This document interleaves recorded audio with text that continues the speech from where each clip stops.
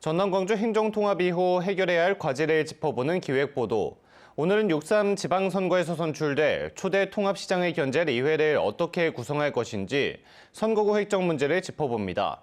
현행 선거제도를 유지할 경우 선거구 간 인구 격차가 최대 6배까지 벌어질 수 있어 위헌 논란도 제기되고 있습니다. 서희령 기자가 취재했습니다. 지방의회 선거구는 인구 대표성과 지역 대표성을 함께 고려해 획정합니다. 특히 헌법재판소는 선거구 획정에서 표의 등가성, 즉 인구 대표성 원칙을 강조해 왔습니다. 지난 2018년 헌법재판소는 시도의회 선거구 획정에서 가장 인구가 적은 선거구와 가장 많은 선거구 사이의 인구 편차가 최대 3대 1을 넘지 않아야 한다고 판단했습니다. 지난해엔 인구 소멸 지역인 전북 장수군이 단독 선거구로 한 명의 도의원을 선출해 과대 대표가 발생했다며 전북 도의회 선거구 획정에 대해 위헌 결정을 내리기도 했습니다. 현행 선거제도를 유지한다는 조건으로 이를 전남 광주 특별시에 적용해봤습니다. 지난 선거처럼 광주 20명, 전남 55명의 광역의원을 선출할 경우 선거구 평균 인구는 4만 2천여 명. 현재 기준을 적용하면 선거구 인구는 2만 1천여 명 이상, 6만 3천여 명 이하여야 합니다.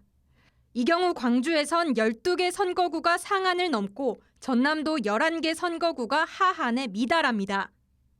광주 광산구 제5선거구와 전남 장흥군 제2선거구 사이에는 선거구 인구 차이가 6배 이상 벌어지기도 합니다.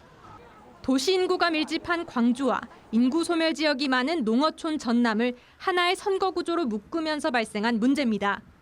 6.3 지방선거를 앞두고 관련 법률 개정과 선거구 조정이 이루어지지 않을 경우 향후 위헌 소송 가능성도 제기됩니다.